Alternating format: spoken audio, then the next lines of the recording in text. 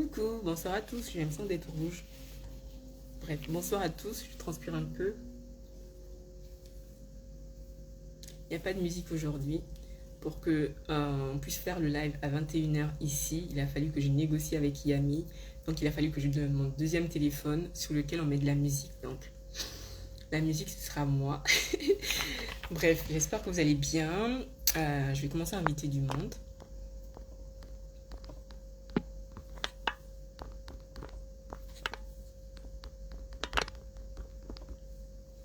Il fait grave chaud. Je sais pas si vous vous en rendez compte, mais je sais pas où vous êtes. Dites-nous déjà où vous êtes. Et s'il fait aussi chaud que qu'ici en ce moment, c'est dingue.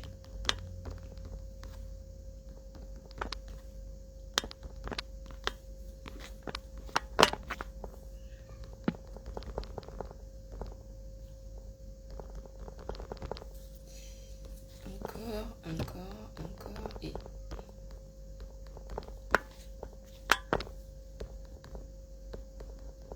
C'est vrai que ça fait vide là, il n'y a pas de bruit.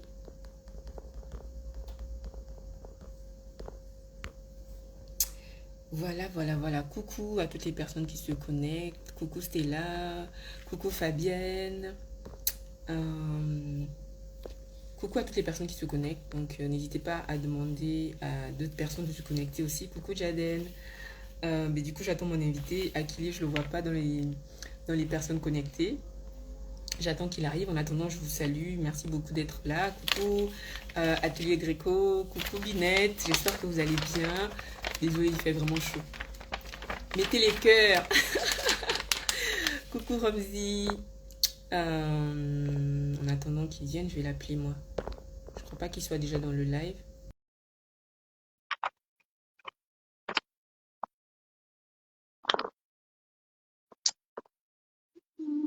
Coucou Achille. Dis mais pourquoi il est le temps de t'inviter, tu es déjà là. Mais je ne me vois pas. Oui, moi aussi, je te vois pas. Je te vois pas C'est du tout. bien quoi. Là, Ah, c'est bon. pardon. Là, je vois. Mais c'est pas la Voilà. bonne caméra. Là, c'est bon. Tu m'as pas encore appelé que j'étais déjà là. Mais oui, je n'ai pas encore fait ton Nathalie. Bonjour, bonsoir à tous. J'espère que vous allez bien. Ce soir, nous avons l'immense honneur d'avoir avec nous Akile Tabarnak, qui est un grand personnage de la mode africaine, gabonaise et même mondiale, parce que c'est un fin connaisseur de la mode. C'est un ancien mannequin qui est maintenant régisseur backstage, mais qui, en plus de ça, est un grand art, est un grand artiste. Je lui ai dit que je les mettre dans la fiche artiste. Il m'a dit non, sinon les gens vont dire mais artiste, qu'est-ce que je fais d'autre? Mais il fait tellement de choses dans le milieu de la mode que, bien évidemment, pour moi, c'est un artiste. Bref, accueillons avec le plus grand des honneurs, le plus grand des plaisirs, le plus grand des bonheurs, Akile Tabarna. Bonsoir. Bonsoir. Oh, tu as le malin, hein? Oui. Comment ça va? Mon Dieu. Bonsoir Akile. Sans plus tarder, on va commencer. Qui es-tu et comment vas-tu? Alors, bon, déjà, je vais bien. Je vais très bien. Alors, qui suis-je? Ben, je suis Akil Tabarna. J'ai 39 ans. euh, et je suis moi. Je suis un homme entier. Et, euh, et j'adore la mode. Et t'adores la mode. Et c'est ce qu'on adore chez toi. Voilà. On adore chez toi que tu adores la mode. Pourquoi tu dis Akil? Pourquoi nous on dit Akilé? Comment ça se dit du coup? Alors, en fait, Akil, c'était la version espagnole de Achille. Oui? Mon prénom, c'est Achille. Mais je trouvais que c'était pas vendeur, c'était pas du tout artistique le prénom Achille. Donc, comme j'avais un professeur avant, j'avais un professeur Paulin Bituga, qui était professeur d'espagnol au lycée d'État. Hmm? Il m'appelait toujours Akil, Akil, Akil, Akil, Akil. Et je me suis dit, lors d'un spectacle à l'époque, on va dire une comédie musicale, j'ai décidé de prendre ce pseudo, emprunter ce pseudo pour tout ce qui est artistique, mode et voilà quoi. Donc je trouve que c'est Ok. très joli. Mais c'est Akil bien. ou Akilé, Oui, c'est c'est ça, parce que moi, à je votre t'appelle toujours convenance. Akilé. Pour moi, en fait, c'était genre le E, c'était vraiment, on le lisait comme un E ou un E. Je savais pas qu'on disait Akil. Ouais, non, mais Akilé, Ok. Akil, ça passe. C'est la même personne. C'est la même personne. Ok, bon, ça marche. Donc, on va continuer à t'appeler Akil. Akilé. Du coup, quel est ton parcours avant d'intégrer le milieu de la mode? Ne bois pas trop. Après, tu vas dire n'importe quoi ici. Bon, déjà, je suis protégé. Hein. Je suis allé voir des procureurs, des juges, je suis protégé. Alors, mon parcours. Ben, écoute, étudiant, j'ai eu mon bac, mon BPC, mon CEP. J'ai fait des études en gestion touristique et hôtelière. Donc ça n'a rien à... Enfin, c'est tout ce qui est hors mode. Voilà. J'ai travaillé dans une fondation ici à Libreville qui s'occupe exclusivement de tout ce qui est les enfants déficients, la Fondation Horizon Nouveau. J'ai travaillé pour Chopard, tout ce qui est bijoux, luxe, Ciribelli et autres. Donc voilà, j'ai toujours été actif, à part tout ce qui est mode, j'ai toujours bougé. Je reste jamais dans un coin. Ok. Il y a la Lyonnaise qui dit Feu, ton professeur était son oncle, donc elle te salue. Bisous. Et comment est-ce que tu es devenue mannequin? Est-ce que ça a été le premier step dans le milieu de la mode? Comment ça s'est fait en fait? Alors, le plaisir, enfin l'idée, sans savoir que ça pouvait être une idée de développer, ça a commencé en 96-97. Déjà, je ne savais pas qu'on appelait mannequin mannequin. Je ne savais pas que pour défiler, il fallait faire des castings. C'était lorsque Naomi Campbell est venue au Gabon, en 96-97. Et c'est là où j'ai adoré le spot publicitaire qui passait à la télé. Okay. Je commençais à marcher. Je ne savais même pas qu'il y avait des mannequins hommes. J'avais aucune notion, rien. Et des années plus tard, donc en 2004, il y a eu un festival, le FIBEN, le Festival international de la beauté noire. Et ce fut mon premier événement. Et ma première collaboration dans cet événement, c'était avec Monsieur Patéo. Okay. Voilà, c'était une très belle expérience. Et c'est là où les choses ont réellement commencé. Et donc, si je comprends bien, en 96-97, tu n'avais rien à voir avec le milieu de la mode. Tu as rencontré Naomi Campbell à ce moment-là. Et c'est à ce moment-là que tu as rencontré Naomi Campbell. J'ai aimé ce que j'ai vu à la télévision quand la Miss Campbell est passée. Je marchais sans savoir que c'est pas comme ça. Mais donc, la passion, sans savoir que ça pouvait être une passion un jour, a commencé de là. On me disait, mais viens, aller à l'Intercontinental, viens. J'avais peur. Moi, je connaissais pas, même quand Alfadi est venu en début 2000, on va dire 99, 2000, je ne connaissais pas. On m'en parlait, allez, vas-y, tu l'attends dans le hall. Tout ça, c'était des opportunités que je ne savais pas saisir parce que j'étais brut, on va dire ça comme ça. Bah oui, et puis tu connaissais pas le milieu, donc tu sais pas du tout de quoi il s'agit, tu vois pas du tout comment est-ce que tu vas pouvoir l'intégrer, comme tu dis, tu connaissais pas, tu savais même pas qu'il y avait des mannequins hommes, tu voyais pas en fait, tu te voyais pas toi-même dans ce milieu en fait. Jamais. Bon, mais c'était beau ce que je voyais, c'était beau.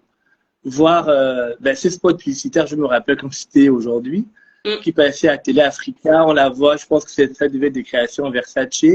Et j'étais subjugué, j'étais comme ça en train de regarder et j'étais impressionné, attiré. Mais c'était momentané. Tu sais que lorsqu'on est tout jeune, tout petit, on voit des choses, on enregistre et peut-être qu'un jour, avec des situations, on peut développer. Donc, c'est ce qui s'est fait. Voilà. Et du coup, est-ce que c'est à ce moment-là que tu as rencontré Naomi Campbell et que tu as fait des photos avec elle ou c'est après? Non, malheureusement, non. Je n'ai jamais eu cette opportunité, heureusement pour elle. Non. Je ne l'ai pas vue. Je n'ai pas eu ce privilège de la voir. J'ai des copines qui ont eu cette chance-là. Mais bon, j'ai vu pas mal de personnes entre-temps, des icônes. On en parlera. Ton fil Instagram, il est mais rempli des personnalités. Bref. Et du coup, raconte-nous tes débuts dans la mode. Tu me disais que donc, du coup, en 97, l'amour de la mode rentre en toi parce que tu vois ça, là, tu vois un spot à la télé, en fait. Et après, donc, en 2004, tu rentres dans le milieu de la mode en faisant un défilé. Mais comment on fait pour passer de la télé à un défilé de mode, genre, où tu es carrément dans le milieu?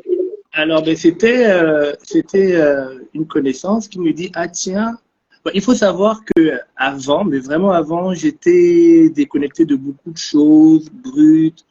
Comme nous J'avais tous. beaucoup. Voilà, j'étais très ignorant. Voilà. Donc Normal. j'ai un ami. Bonjour à J'ai toutes les personnes qui se connectent. bonjour.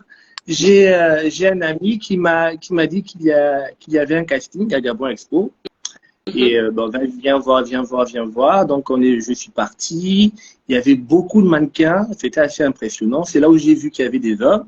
Et, euh, et c'était, bon, évidemment, c'était l'agence Top Mannequin. Bon, j'ai appris ça sur le moment. Donc Mhm. ils étaient tous là.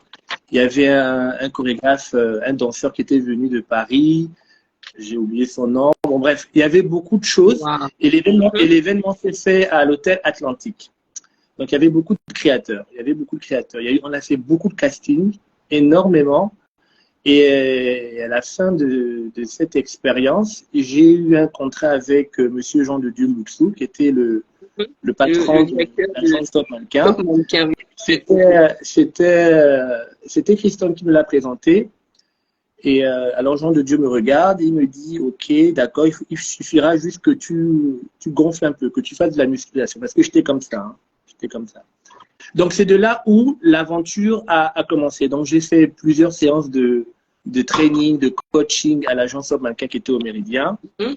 Et évidemment, de là, comme Monsieur Jean de Dieu était très passionné, il y a eu des castings et des castings et des castings et l'aventure a commencé. Il y Voilà. a il y a Junior à Soko qui dit qu'il se souvient très bien de ce jour-là, des castings. Même ne se souvient pas de moi. En tout cas, il a dit qu'il se souvient du jour-là. Et comment ça se passait, la mode masculine en Afrique à ce moment-là, au Gabon particulièrement, vu que toi, tu étais dans le milieu gabonais. Est-ce que, comme tu disais au départ, tu savais même pas qu'il y avait des mannequins hommes. Toi, tu es allé à un casting, tu as vu qu'il y avait d'autres mannequins hommes, tu as intégré une agence sur le tard. Mais comment ça se passait en fait pour vous par rapport aux femmes à cette époque?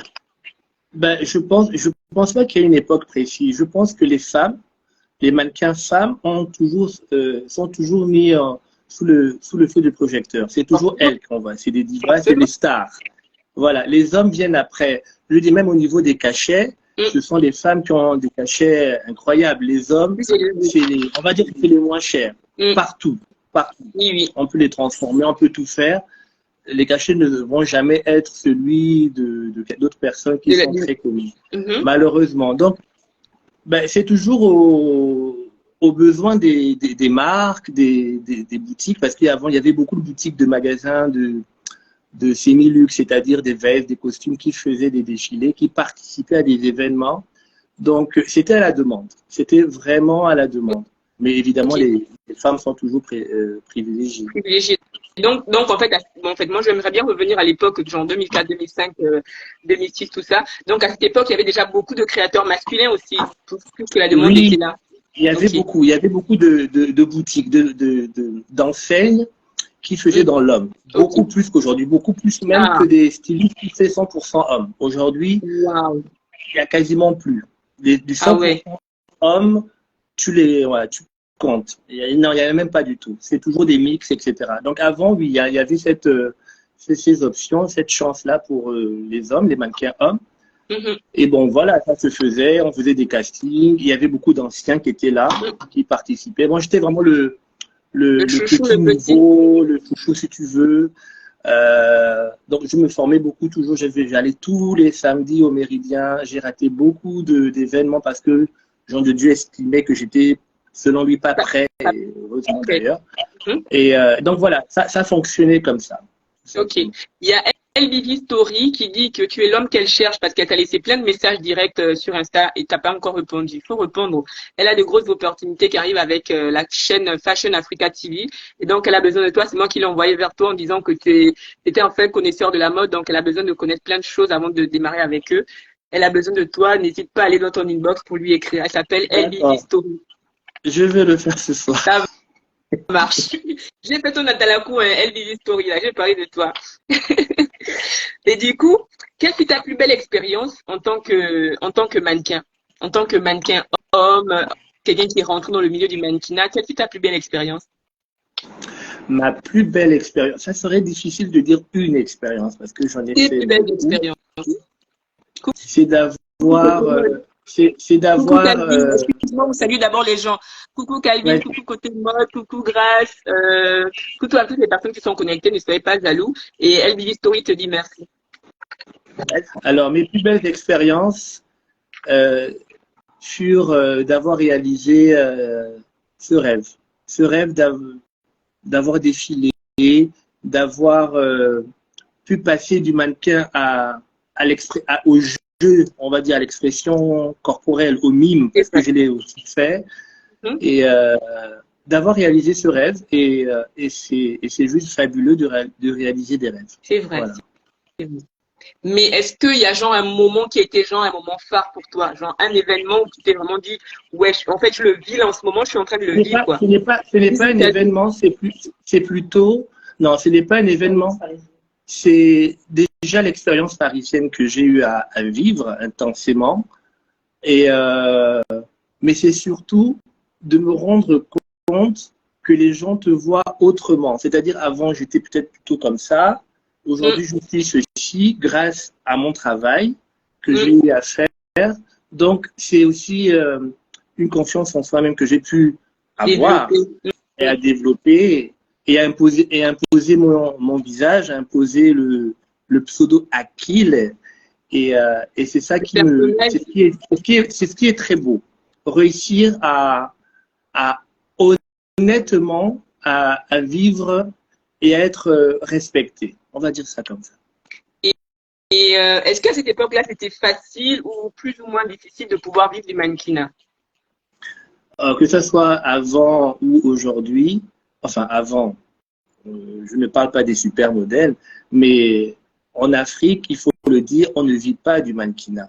Que ça soit il y a 10 ans ou que ça soit dans 30 ans, s'il y a une personne qui dira oui, je vis pleinement du mannequinat, non, c'est pas possible. On ne vit pas du mannequinat. Par contre, c'est faut pas généraliser.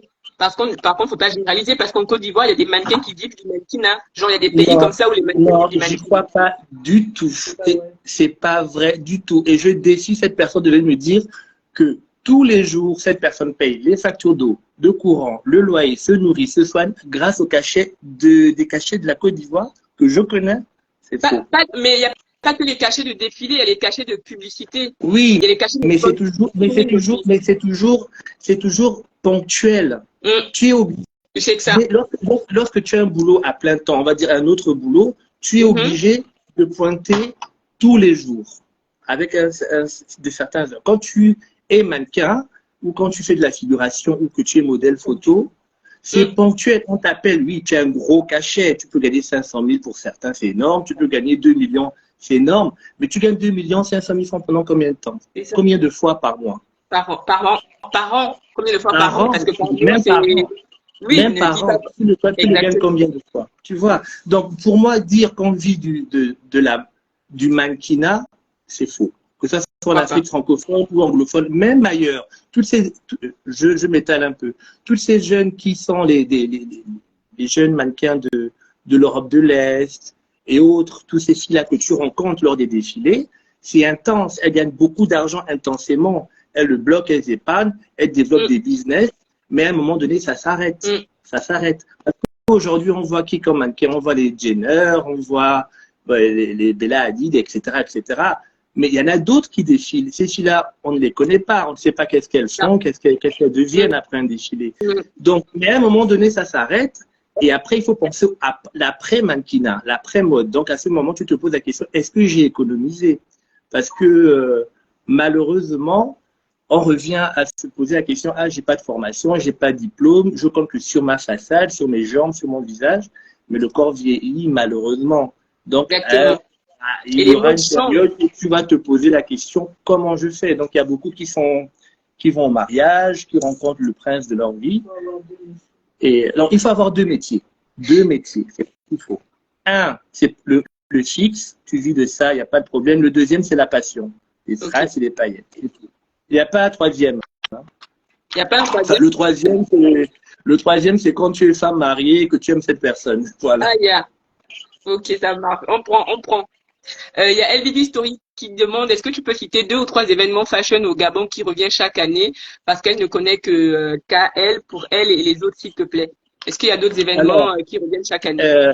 Alors, quel pour elle, moi j'appellerais ça comme ça, existe depuis 2020, 2021, 2022 et on va dire non. Voilà, il y a eu 3 éditions. L'événement sûr, mais qui se fait tous les 2 ans, c'est le Fashion Chouchou, le Chouchou Lazare. Ça, c'est sûr.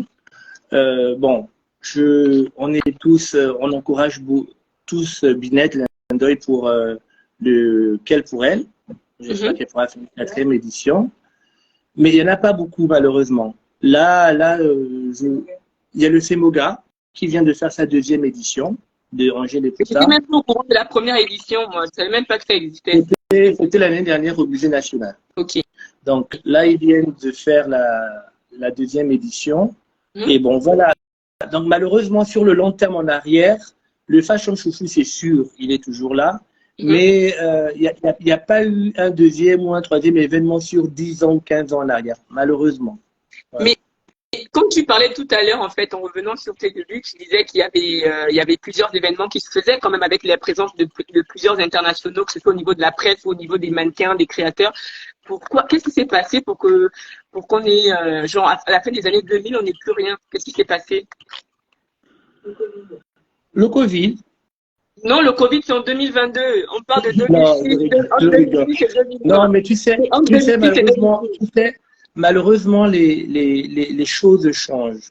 La gérance, les budgets des gens. Par exemple, lorsque Naomi Campbell venait, je crois que c'était la nuit de la mode. Je pense qu'ils ont fait 2 éditions. Il n'y en a pas eu une 3e. On n'était même pas en 2000, c'est pour te dire.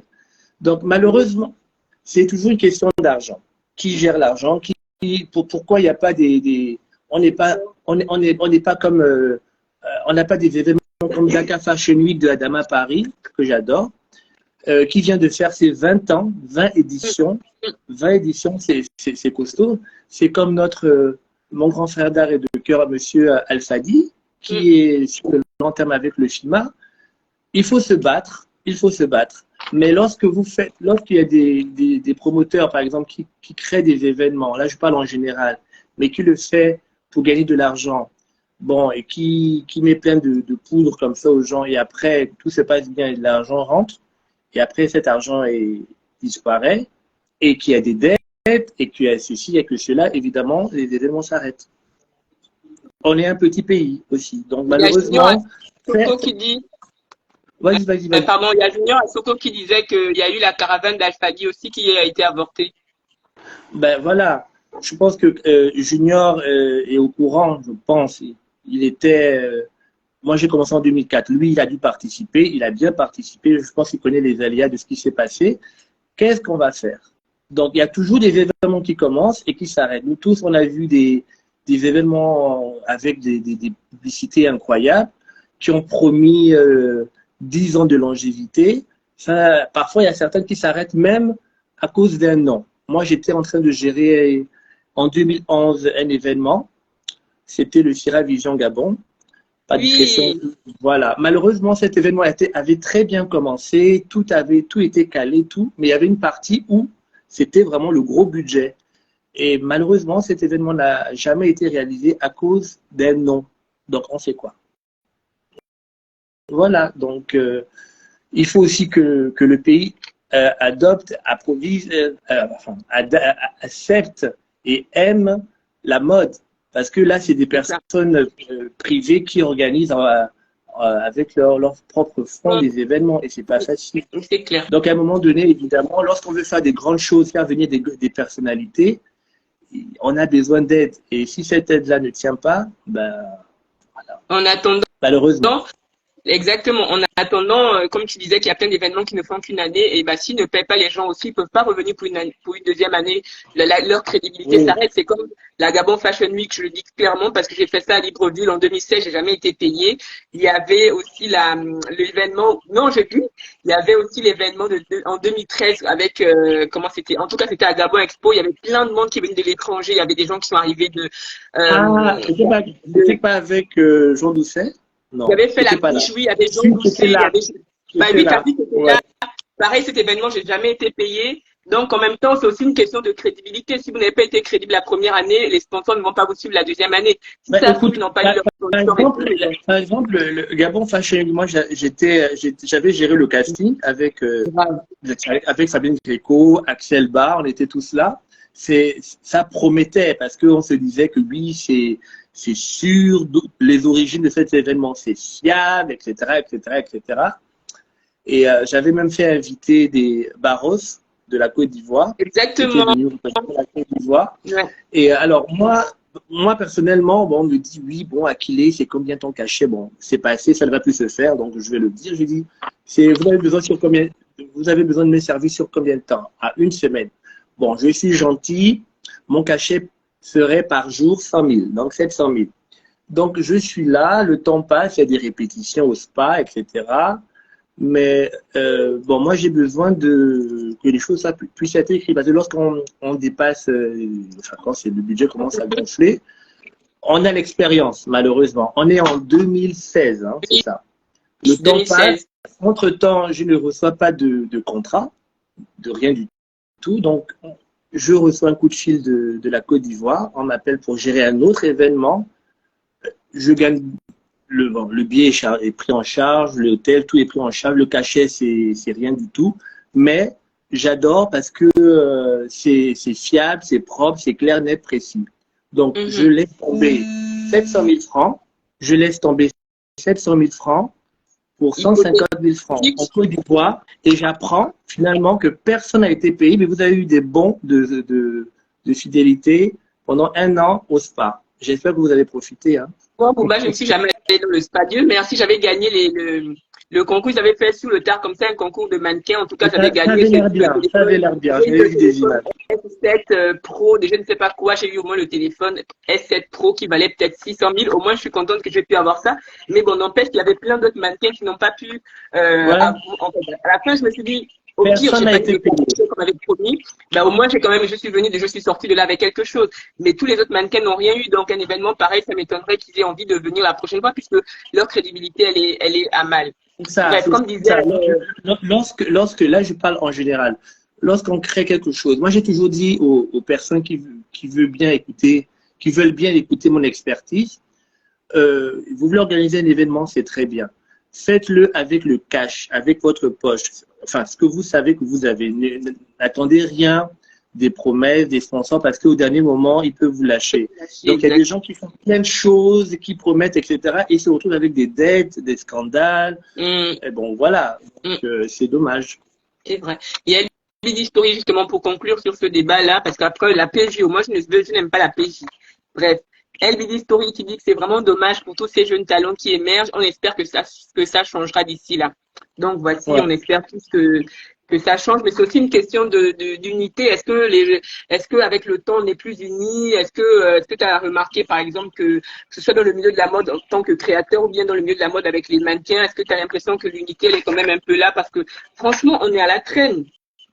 Et on est au 21e siècle et on est à la traîne. C'est bien. Bref, laissons. Mais on dit que la honte ne tue pas, donc ça va. On peut continuer. Moi, ça me tue, sincèrement, ça me tue. C'est pourquoi j'ai créé Parlons Mode. Je me dis, à défaut de pouvoir, à défaut de pouvoir directement nous adresser aux autorités compétentes, il faudrait déjà leur montrer que nous-mêmes, nous sommes intéressés par le milieu de la mode, que nous-mêmes, nous voulons connaître comment évolue la mode, comment est-ce que ça se passe, pour leur donner envie de pouvoir investir en nous. Si nous-mêmes, nous n'avons pas cette démarche-là. Mais on n'a même pas de taper des tambours, crier des grands slogans. Tu as parlé du gouvernement. Le gouvernement s'habille comment? Le gouvernement s'habille très bien, tu vois, et tout. C'est des personnes qui aiment le goût. Ici, on a des créateurs, on a des stylistes qui font de très belles choses, qui personnalisent les choses. Donc, c'est dommage de ne pas consommer à 100% du Made in Gabon. C'est dommage. Donc, et de ne pas promouvoir le secteur mode. Parce qu'on a une école de mode à Nzayan. J'ai eu le plaisir de le visiter il y a 2 jours. Et tu es là-bas, c'est comme si tu es en 95. Enfin, ils ont ce qu'il faut, mais il faut réactualiser tout.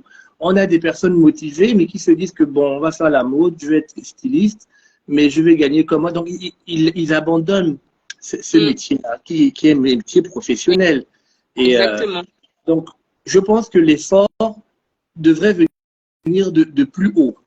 Voilà, Mais est-ce que ce plus haut. n'est pas aussi une question, c'est pas un cercle vicieux en mode nous on attend que ça vienne de plus haut, eux ils attendent peut-être qu'on leur montre que nous sommes intéressés par le domaine pour qu'ils aient envie d'investir. En fait, il y a un truc bizarre. Mais je crois que grâce au réseau, Oui, tout est lu, tout est vu. c'est vrai. Donc, s'il n'y a pas de réaction, c'est que la mode n'intéresse personne. Donc, Mais il faut carburer en fond de mais porte, si ça ne faites les d'autres intéresse choses. pas, il faut que nous-mêmes aussi presque on leur mette le pied à l'étrier pour leur dire que voilà, nous ça nous intéresse vraiment parce que côté Bon, financier, franchement, c'est un grand apport pour le faire. pour peut-être, non, là c'est pour rire.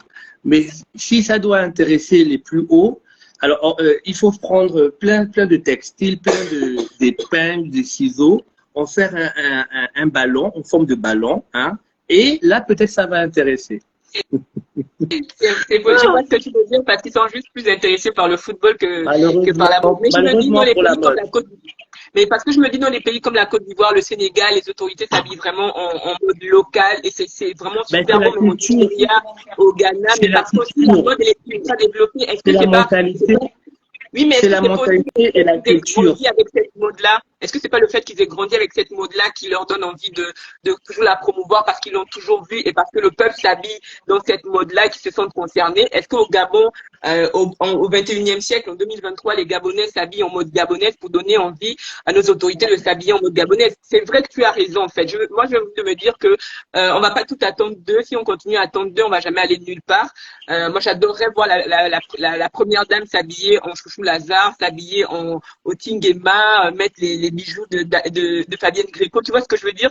Mais pour leur donner aussi cette envie-là, il faudrait que que les gens, en fait, les parties prenantes du milieu gabonais, que ce soit les influenceurs, les créateurs de mode eux-mêmes, je suis souvent scandalisée de voir que les créateurs de mode ne portent pas leurs propres vêtements. Si toi, tu portes pas ton vêtement, qui viendra le porter? Tu vois ce que je veux dire?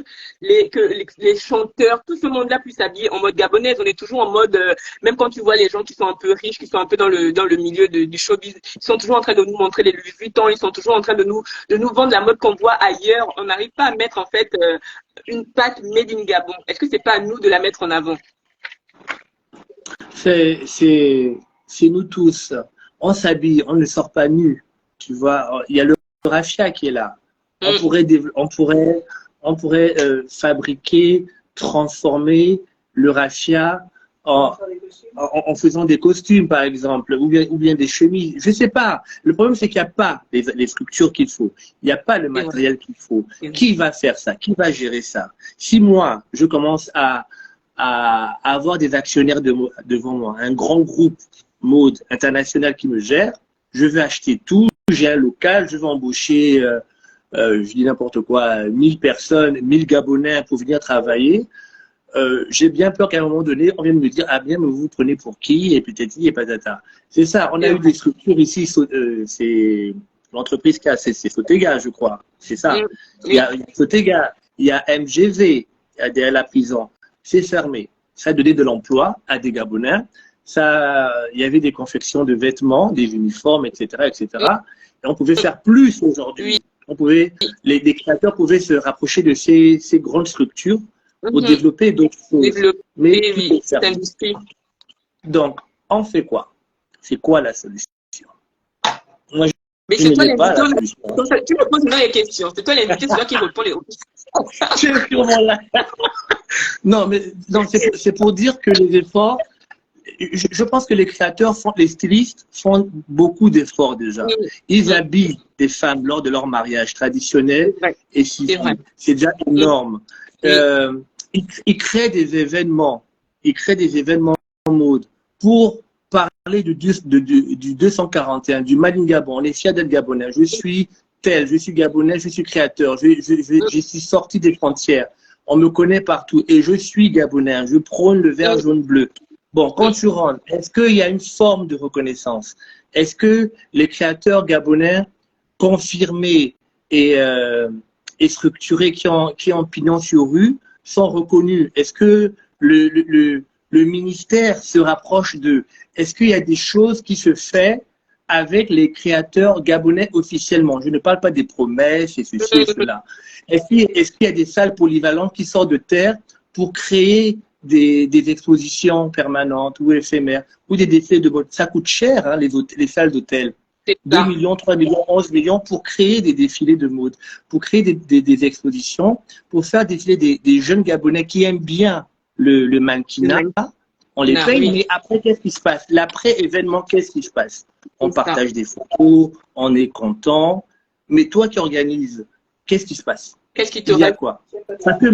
Parce que même lorsque tu veux, je veux dire, il y a un, je sais même plus si on doit appeler ça un problème, mais il y a quelque chose qui ronge, il y a un mal qui dérange, un mal invisible, où les stylistes, finalement, ont un genre de mal-être, ils y croient plus. Les promesses, les ceci, les cela. C'est pas une question de donner des enveloppes, passer à la télévision, et bon, c'est chic, bon genre, et on est tous contents. C'est qu'il faut qu'il y ait une continuité. Il faut que ça soit vraiment un métier d'avenir. Voilà l'école de mode. Je reprends l'école de mode. Il y a des jeunes, ils ne sont que 20 étudiants en 2023 à l'école de mode. Ils devraient avoir le triple, par exemple. Même des centaines. On s'habille, on ne sort pas nu. On va toujours s'habiller. Donc, c'est dommage que les autorités adéquates ne gèrent pas vraiment ça. Enfin, moi, je ne le ressens pas. Et tous les témoignages que je reçois, c'est des personnes déçues. C'est vrai. Voilà. Ouais. Mais comme tu disais aussi, c'est que les autorités ne prennent pas conscience de, comment dire, de l'apport financier que ça peut être, l'apport économique que ça peut être pour le pays. Parce que vraiment, on perd beaucoup au niveau de l'économie. Oui, voilà, aujourd'hui, voilà, on dit Paris Fashion Week. Nous tous, on va partir à Paris pour assister à des défilés Dior, Saint-Laurent, Mugler, Chapelli, tout ce qu'on veut. Mais vous voyez le boom, l'impact que ces événements apportent à la vie, à la capitale. C'est au niveau de l'hôtellerie, au niveau des restaurants, au niveau du tourisme. Il y a un blocus dans la capitale parce qu'ils savent que ça rapporte des milliards d'euros. Voilà, il y a Louis Vuitton Homme qui vient de bloquer un pont.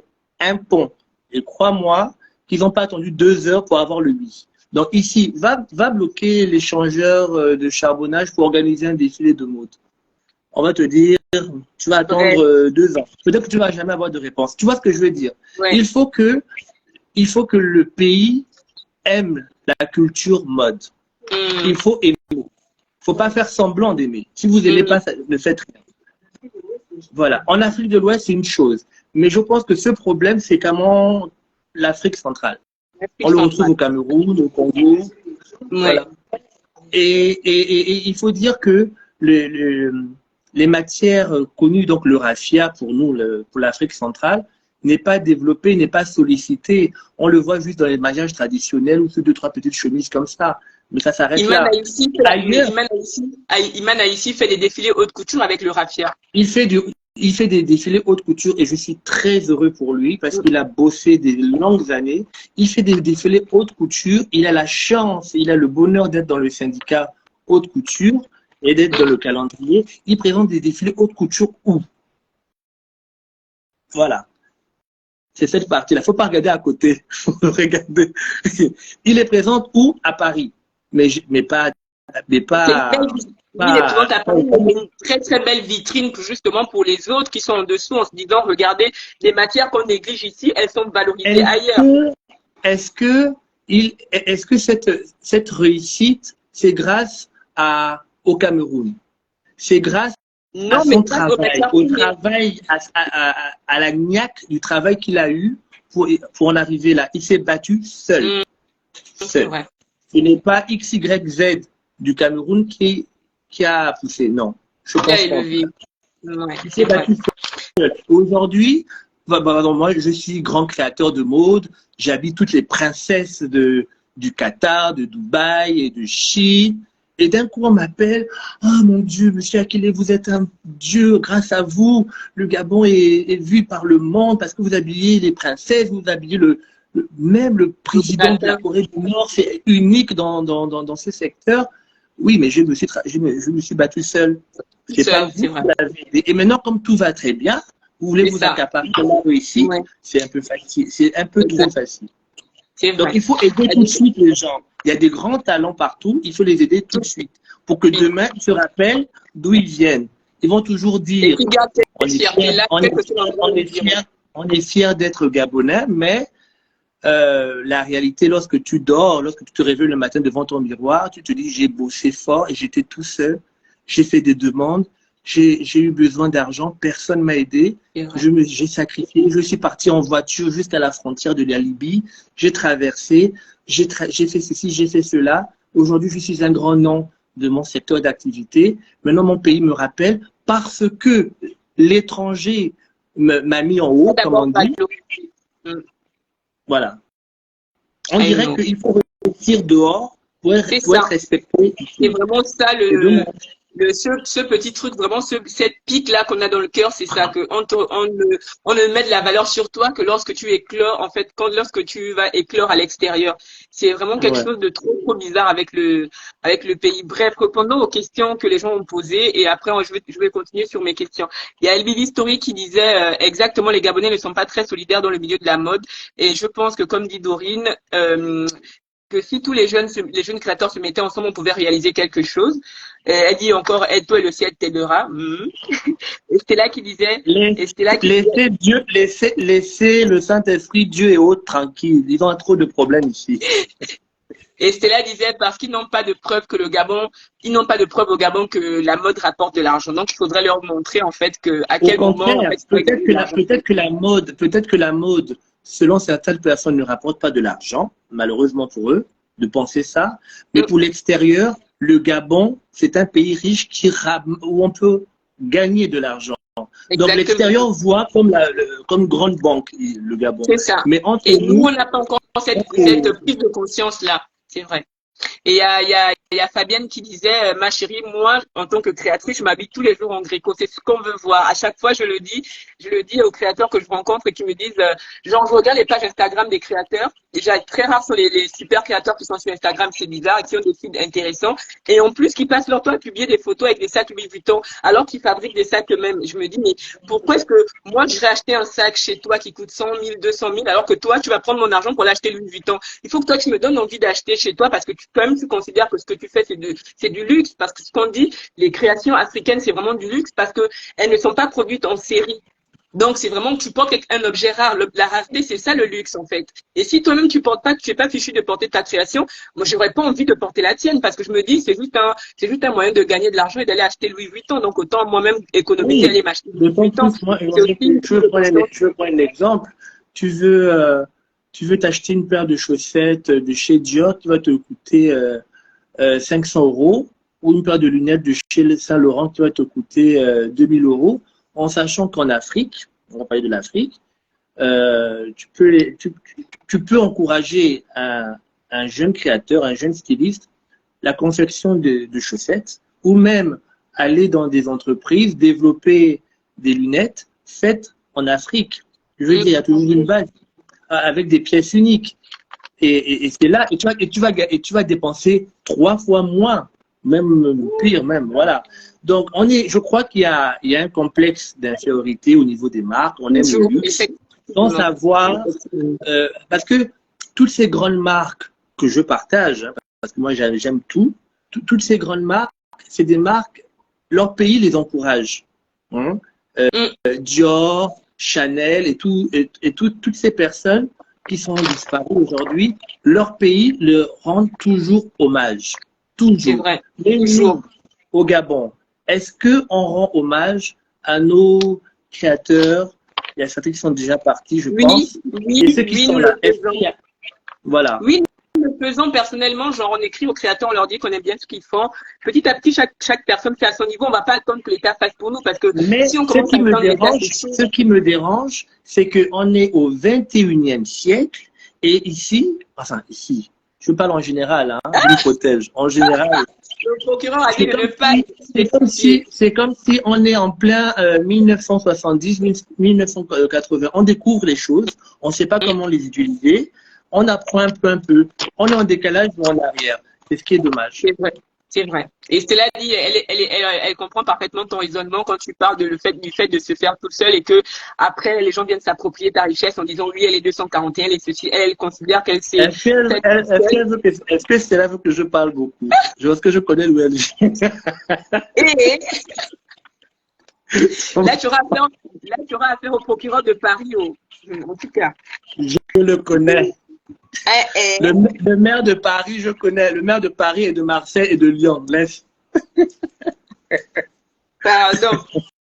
Depuis quelques années maintenant, tu es régisseur backstage. Ça veut dire quoi, régisseur backstage?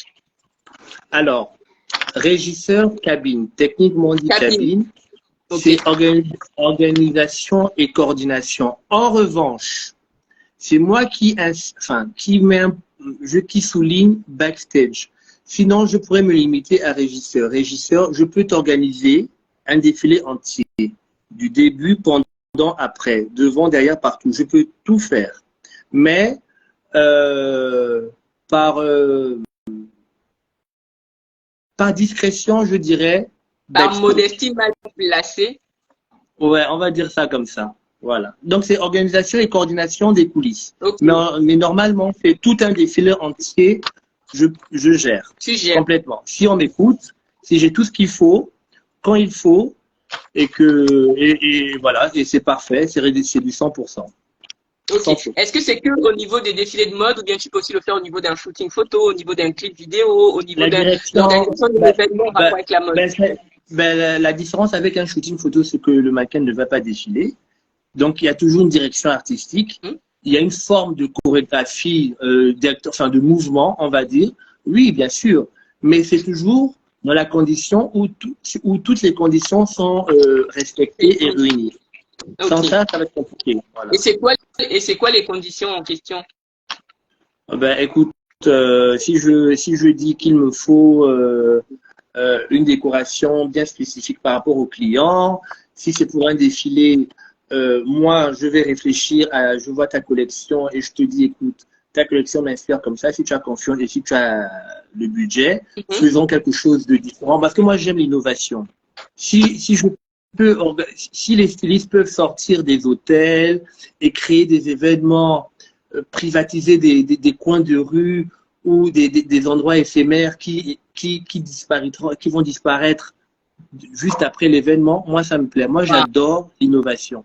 Donc, c'est ça. Je suggère, je concrétise, mais c'est toujours une question de budget parce que malheureusement, on n'a rien sans l'argent. Que ça soit la dépôt, que ça soit même les mannequins, que ça soit le matériel, que ça soit le DJ. Alors, l'argent, c'est le nerf de la guerre. Malheureusement, pour nous tous, autant que nous sommes, il faut ça. C'est ça, c'est ça. Et raconte-nous tes débuts dans ce métier. Comment est-ce que tu as fait pour partir du mannequinat, du mannequin Akil à régisseur? Comment on fait cette transition? Alors, le mannequinat, j'ai laissé intensément, j'insiste. Intensément. Vraiment intensément. J'avais l'ambition et l'objectif, je dis bon, je rentre, je commence quelque chose que j'aime. Je ne veux pas faire de l'à peu près. Je veux défiler pour tout le monde. Tout le monde qui pourront me tirer vers le haut. Donc, au fur et à mesure, j'ai fait des rencontres avec l'agence B2B qui m'a révélé dans l'expression corporelle. J'ai eu une collaboration avec une personne qui avait travaillé avec le mime Marceau. J'avais fait un spectacle avec ça. Donc, il y avait pas mal de choses, mais j'en avais marre. En fait, j'aime évoluer. J'aime avoir plus. Et à un moment donné, j'étais en France, j'étais avec une personne très, très importante dans le milieu artistique, people, etc. Non. Elle t'écoute, elle est là. Non.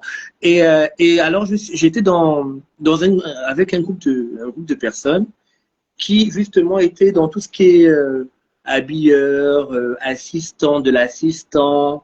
On te donne un mannequin, tu dois t'occuper de mannequin. Donc, j'étais vraiment le petit. J'étais à Paris, je m'installais, donc moi, j'aimais. Donc, je découvrais un autre métier. Parce qu'il n'y a pas d'école. Hein. Il n'y a pas d'école régisseur, backstage. Ça n'existe pas. C'est sur le terrain. C'est sur le terrain. Donc, on va dire, mon dernier gros défilé, enfin, quand je dis gros, vraiment, j'ai gagné beaucoup d'argent, c'était en direct, c'était topissime, c'était en 2008. J'ai eu 2 passages, et c'était fabuleux. Et c'était pour Moïse Création. Et après, je suis parti. Donc, à un moment donné, j'étais plus ici. Hein. J'étais très discret. Entre 2009 et 2010, j'étais à Paris, donc je faisais tout. Je faisais tout. Je suivais les mouvements. C'était des longues journées, des longues semaines, parfois très tard, parce qu'il y a des rendez-vous, il y a des débriefings. Vous devez être là à 8 heures pour un défilé de prêt-à-porter. Il faut, pour 9h15, il faut être là-bas, il faut tout arranger. Les créateurs passent, il faut. Après, il faut foncer pour 11 heures pour un autre défilé. Ça a duré plusieurs années comme ça. Donc, dans cette expérience intense, j'ai eu le plaisir donc d'apprendre, de rencontrer du beau monde, j'insiste. Et mais j'étais dans la folie. Je veux m'absorber, je veux absorber, je veux comprendre, je veux enregistrer un métier qui, sans doute un jour, va me permettre de le vivre dans mon pays. Donc, ça a duré le temps qu'il fallait. J'ai fait des défilés prêts à porter et haute couture.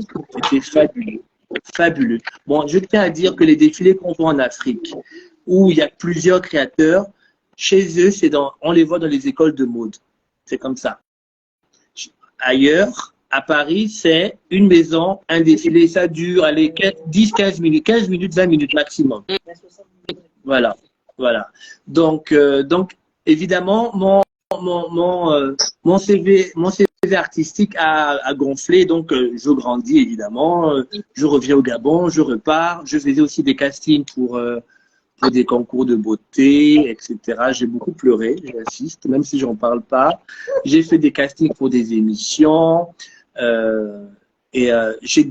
j'ai beaucoup dépensé de ma poche pour des castings seulement. J'ai bien dit seulement. Parce que je crois qu'on en parlait déjà, toi et moi, il y a quelques temps par rapport à ça. Donc après, quand j'ai eu une très belle rencontre et c'était le lien avec l'Afrique rigoureuse, créative. C'était avec Adama Paris en 2012. C'est là où elle m'a fait découvrir l'Afrique de l'Ouest, la Côte d'Ivoire, le Sénégal, et je serai toujours reconnaissant pour cette femme. Et donc, en revenant quand j'ai décidé peu à peu de rentrer, je me suis consacré sur l'Afrique de l'Ouest. J'ai fait un peu les Maghreb.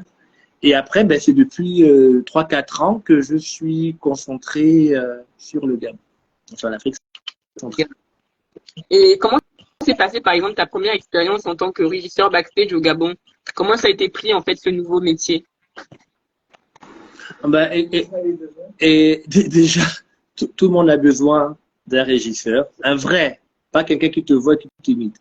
Tout le monde a besoin de ça parce que le styliste n'a pas le droit, n'a pas le temps de penser à ça. Le régisseur, c'est le fil conducteur du défilé. Voilà. Donc, normalement, il faut un chorégraphe, un régisseur, tout ce que tu veux. Mais le régisseur, c'est lui qui doit gérer est-ce que les mannequins sont là, sont prêts, les coiffures sont prêtes ou pas. C'est tout. C'est le fil conducteur de tout. C'est quand les mannequins sortent, ils sont parfaits. Lorsque le mannequin sort, il est parfait, de la tête aux pieds. C'est le travail du régisseur. Voilà. Je ne peux pas dire plus que ça. C'est la personne la plus importante après le styliste. Parce que c'est le chef d'orchestre d'un défilé. C'est lui qui est en contact avec le créateur. C'est pour ça que tous les créateurs,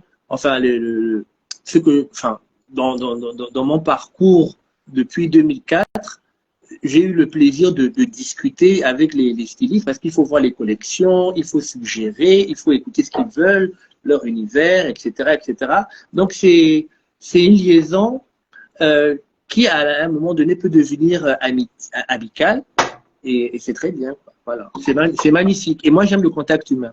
C'est pas ça la question. La question, c'est raconte-nous ta première expérience de régisseur backstage à Libreville. Elle était belle. Elle était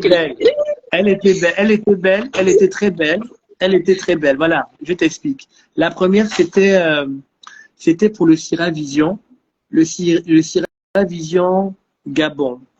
L'événement qui est pour Collé Soardo. On devait organiser. J'étais même avec China, tag-moi China, China Donia. Et en fait, écoute, je t'explique, c'est drôle, hein. J'avais postulé pour cet événement en tant que mannequin. J'avais mon composite, j'ai un composite. Je parle pour toi. Je suis venu dans les bureaux, j'ai rencontré Madame Viviane Fourne, qui est un ancien mannequin de l'époque, Léa Mono, qui était là. C'est elle qui organisait, qui orchestrait cet événement. Donc, elle me reçoit, je me présente, je montre mon composite. C'était très osé, hein. Moi, j'aime le choc géré. Et je veux être mannequin. Bon, voilà, mon premier me dit bon. Après, elle me dit, est-ce que tu ne... je travaillais déjà, hein, j'avais déjà l'expérience, mais j'en parlais pas. J'étais encore mince et bon, je jouais un peu là-dessus. Elle me dit, mais pourquoi tu veux pas être avec nous dans l'organisation? Bon, j'ai pas dit que j'étais déjà dedans, mais j'ai dit, bon, je viens en tant que mannequin, maintenant on me propose d'être dedans. Tout ça à cause d'un composite. Comme quoi, c'est pas négligé. Oser. Et c'était, comme je l'ai dit, c'était un événement qui devait vraiment être un très bel événement. Qui aujourd'hui on pouvait... Mais malheureusement, à cause d'un nom, l'événement n'a pas eu lieu. Mais je ne retiens pas cette déception-là.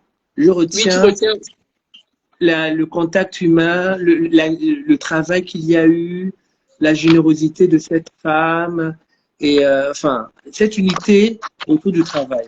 Je retiens ça. Donc, ma première expérience, malheureusement, elle n'a pas abouti ici, en 2011, en tant que régisseur, mais j'ai gagné en relation. Okay. Voilà, donc, c'est pour ça que c'est fabuleux. Il y a Naturel Créolite qui dit qu'elle adore cette mentalité, le choc osé. C'est tout Akilé en tout cas, c'est tout lui. Dans ses airs un peu, genre faux timide, il est jamais timide, mais ses airs avec ce petit air, oui, il veut pas trop s'exprimer, il fait genre, il aime bien choquer, il aime bien oser. Comment? Là, je fais le direct.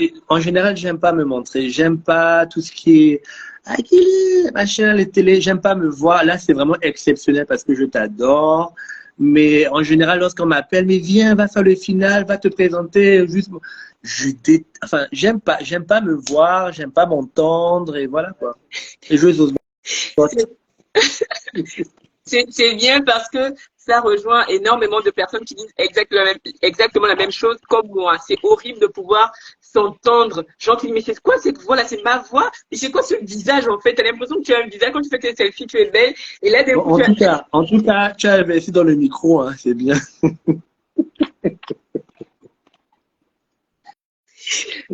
Bref, sortons, laissons déjà.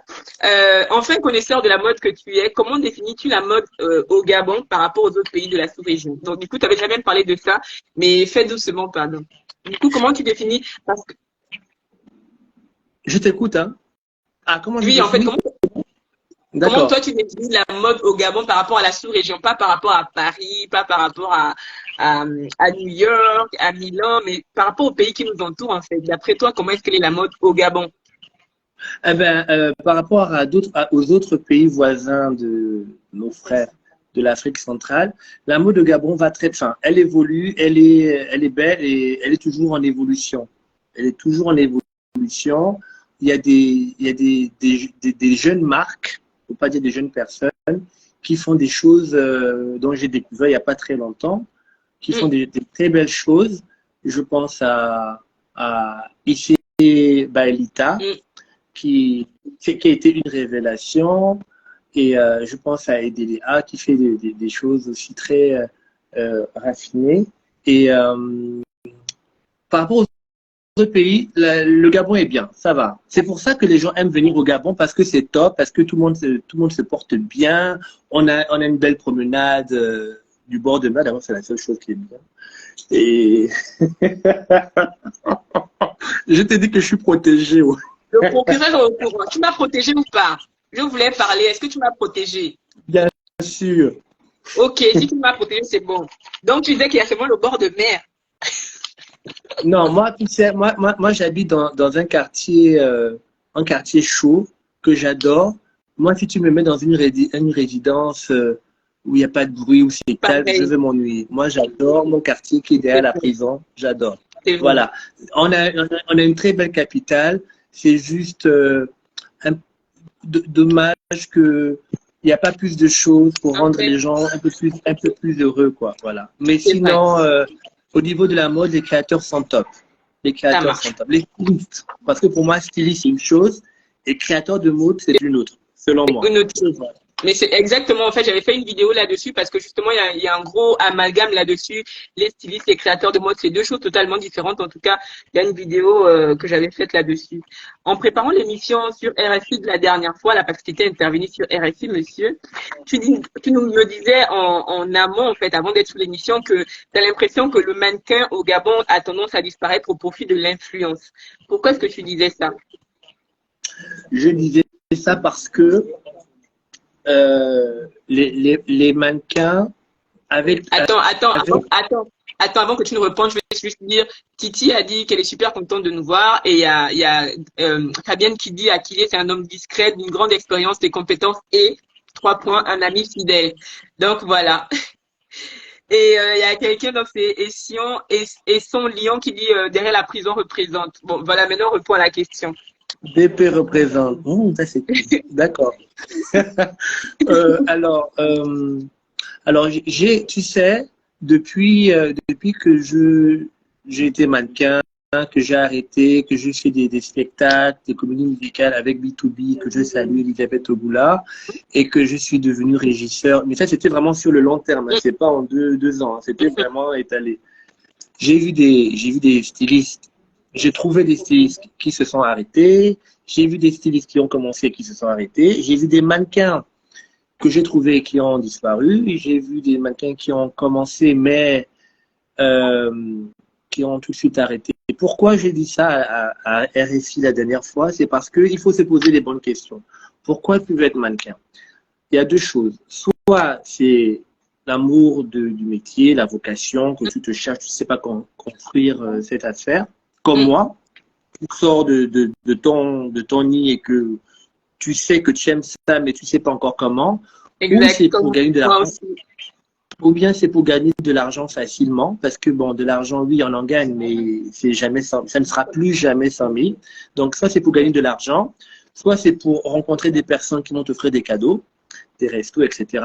Et lorsque tu as fait le tour et que tu te dis, bon, je me prends en exemple.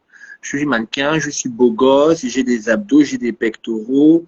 Toute ma famille me dit que je suis, toute ma famille me dit que je suis beau, Le je suis belle. Alton Mason de ta famille. Voilà, etc., etc. Au quartier, je suis le don juan de toutes les bonnes dames, enfin toutes les bonnes filles, etc. Je veux m'essayer dans le mannequinat. Je veux avoir des photos, je veux avoir des beaux vêtements. Peut-être que je vais avoir encore des gens qui vont me sponsoriser pour m'acheter des téléphones, des patatis, des chaussures, etc. Mais lorsque une fois, deux fois, ça ne mord pas, tu te lasses, donc tu arrêtes. Donc, moi, je parle de ces personnes-là qui le font par intérêt, qui sont euh, par profil, j'insiste, et qui veulent que du matériel en peu de temps et facilement. Mm. Voilà. Ceux-là, il y en a beaucoup. Malheureusement, il y en a beaucoup. On les voit tout de suite. Aujourd'hui, j'ai pensé, pour me préparer pour ton interview, j'ai pensé à une fille que j'ai découverte il y a quelques années et qui aujourd'hui, qui est toujours dans le secteur mode, bon, qui a pris des petites rondeurs, mais très jolies, qui est toujours aussi motivée, que ce soit pour des photos, qui est prête même à faire des choses bénévolement. Et je vais citer son nom, c'est Stéphia Ligorno. Cette petite que j'ai Oui, découverte il y a un peu plus de 5 ans, 6 ans, avec d'autres filles. ouais. C'est la seule de sa promotion, si je peux dire ça comme ça, qui est encore aujourd'hui dans le secteur mannequinat. Comment reconnaître des vrais passionnés? Ce n'est pas en témoignage comme ça devant moi et que tu me mets plein de choses et je dis, ah oui, mon Dieu, tu es bien, tu es fan, je vais te payer un billet, tu vas partir. Non, c'est sur le long terme. Moi, ça fait quasiment 19 ans que je suis. L'année prochaine, ça va faire 20 ans. J'aurai 40 ans. Et c'est sur le long terme qu'on voit. qu'on reconnaît les fans. Et toi et moi, on se connaît depuis 2012. Tu avais déjà pédigré avant. Aujourd'hui, tu l'es toujours. Tu es toujours là. Stella était hyper méga fan. Elle a fait son parcours. Aujourd'hui, elle défile toujours. Grâce aussi, Joby Balou. Je veux dire, chacun a son parcours, à son créneau et son parcours. Et c'est sur le long terme qu'on le voit. Il faut se donner les moyens d'aller jusqu'au bout. Ce n'est pas attendre que maman me paye un billet pour partir. Non, il faut te donner les moyens. Donc, on te dit qu'il y a un casting à Dakar, d'accord? Ne cherche pas à passer un raccourci. Et là, je vise un peu ce que je dis. Il y a un casting à Dakar Fashion Week. C'est l'un des événements qui est dans le top 5 d'un magazine qu'on avait vu il y a quelques années, où les 4 autres, c'était des événements anglophones africains. On te dit qu'il y a un casting, il faut payer ton billet, il faut prendre le risque de partir. La seule chose que tu penses, c'est est-ce que je peux pas passer par Aquilé? Là, je parle du mannequin.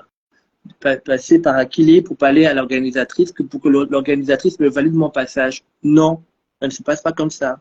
Voilà, donc cette facilité, ces gens qui utilisent ce genre de facilité ou ces personnes qui estiment qu'ils sont beaux et belles et qu'ils auront le monde à leurs pieds, ils s'arrêtent très vite.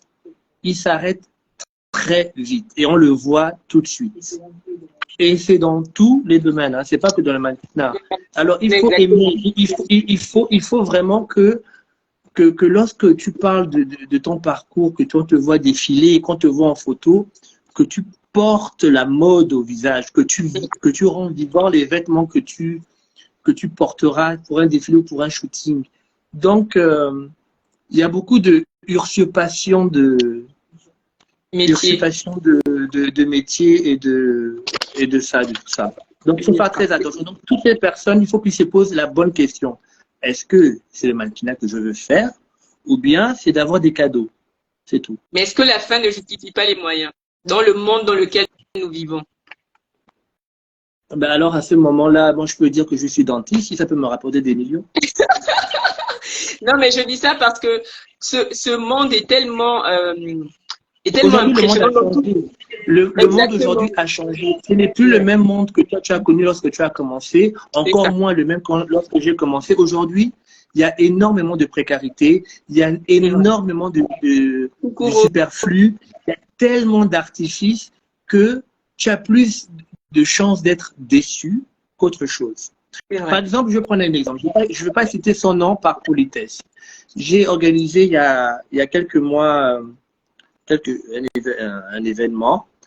La personne a été prise d'office parce que cette fille est en agence et qu'elle croit dur comme fer à cette agence, et c'est très bien son agent, ok. Elle a l'opportunité d'aller défiler, de représenter son pays et même son agence et tout ce qu'on veut dans un concours. Elle refuse. Elle refuse. Parce que tu es encore en agence et que ça ne va pas, et quand ton agent te dit que comme il y a eu dissolution de l'agence, tu l'appartiens tout de même, tu préfères renoncer à un rêve que tu vas vivre une fois, une chance. Tu avais des Noémie Lenoir qui étaient là-bas quand même. Tu avais des photographes, tu avais des personnalités, tu avais des agents d'agences de mode et de mannequinat. Et c'est là où je me dis que les gens, peut-être que ça leur suffit d'être ici, de gagner des 30, des 40, des 50 000. Après, il ne faut pas forcer les gens. Donc, il faut toujours se poser la bonne question. Est-ce que je montre mon corps au monde, c'est juste pour quelques heures dans mon petit pays, ou bien je montre mon corps au monde pour avoir la chance d'être comme une Linda Evangelista, d'être comme une Naomi Campbell, d'être comme une Katusha. Ou bien comme Tyson Beckford, par exemple, tu vois, pour parler des hommes. Il faut se poser la bonne question. Pourquoi vous voulez faire du mannequinat? Il ne faut pas venir parce que tu es tout beau, tu es tout belle. Non, ça ne marche plus. Ça ne marche plus comme ça. Non, ça ne marche plus. Après, si c'est pour autre chose, ben, c'est sûr que tu vas trouver. Ce sont tes petits mots de fin de chaque phrase là que tu laisses là, que le procureur va te dire non, ça je ne t'ai pas immunisé pour ça. Les petits mots que tu laisses là, toi-même. Je suis Je suis ambassadeur. Oui, je suis.